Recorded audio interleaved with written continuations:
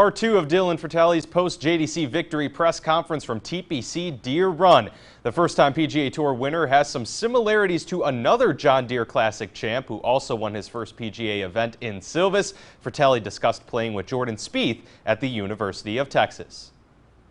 Yeah, no, obviously Jordan and I were at college together, and he's probably the antithesis of me in terms of mental,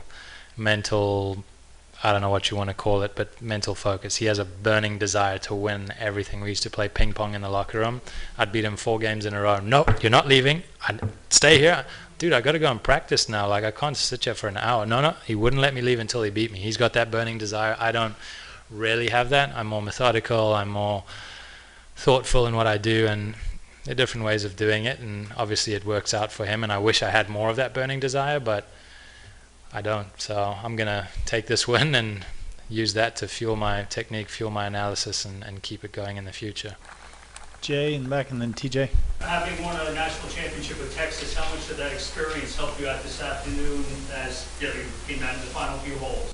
It was huge. I mean, I've won at every level. I've won junior level in South Africa, international junior level, won junior worlds, won in college, won in amateur events, won in Europe on the challenge tour, on the main tour, in South Africa. So you learn little things with each stage you go through, and I think that's the crucial thing about doing it at every level, is you pick up things here or there. So today I was drawing on experiences specifically from Austria when I won there. I remember coming down the stretch, 3-4 holes to go. I was so stressed. I was shaking. Adrenaline was flowing, and I figured that's not a good state to be in. So a lot of the stuff I work with the sports psychs to calm yourself down, to limit that adrenaline, limit that excited feeling. So, I mean, it's just easier when you do it more often. Joined the David Frost Club because he's the only other South African winner of the John Deere Classic.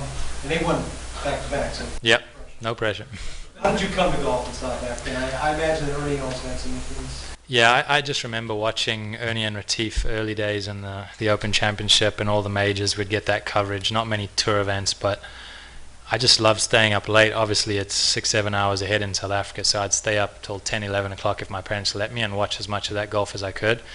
And they really set the idea in my head that, hey, they're from South Africa. They only grew up in Johannesburg, and maybe I could do this if I worked at it, and this little seed was planted. And obviously throughout the years I've come into contact with other guys. Ernie's been great to me, given me a lot of time, and there have been tons of South Africans that have come after him that have set that standard. So it's easy to see that and go, hang on, I can do this as well. Just like I mentioned, not comparing myself to Spieth, but just looking at the common features there, it's easy to do that. And David Frost did a speech at the South African Boys Under 17 tournament I played when I was 16 years old, and I picked up a really good lesson from him. He probably doesn't remember it because he gives the same speech at a bunch of events, but he mentioned about having a routine over a putt. He said, if you're going to walk into a putt and take 7 different practice strokes and then 3 each time, and you don't have a routine, how are you're setting yourself up for failure? And I was a top level junior at the time. I thought, geez, I don't even have a routine on my putting. And that was a tip that I use, and I still use today. I mean, it's commonplace in the pro game, but that was something that I picked up from him, and I've managed to get little tidbits from other players and guys I've played with. George Coetzee, Trevor Elmerman's been over in Europe, and Tim Clark, tons of South Africans have basically helped me out and set that stage for what I've done so far. Jay, George, and then TJ. Yeah. I heard while you were out signing autographs, one of the kids thanked you for coming, and they were very happy you were here. What was your reception like during your time here in Quad Cities, during your week here? It was awesome. I've mentioned it many times now in interviews, but all the volunteers walk up onto a tee box, hey, thanks for coming, thanks for being here. And I'm like, no, thanks for having us. Like, if you guys don't do this, if you don't help out on the tee boxes and get the sponsors involved, we won't have a tournament. So I'm thankful for the support I got this week. I mentioned I stayed with the Solis family, and they were awesome. They let me do my own thing, and I felt very welcome. But I didn't get much into town, to be honest. I just practiced and went back to their place most evenings, but hopefully next year I can get out, check out Moline, check out Davenport, see a bit more of the town. Who are you most excited to celebrate this championship with? Probably my caddy, John.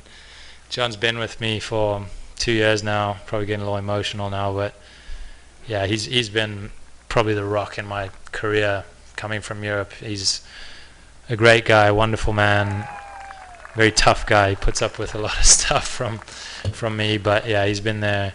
He's going to jump on the flight with me, I'm sure.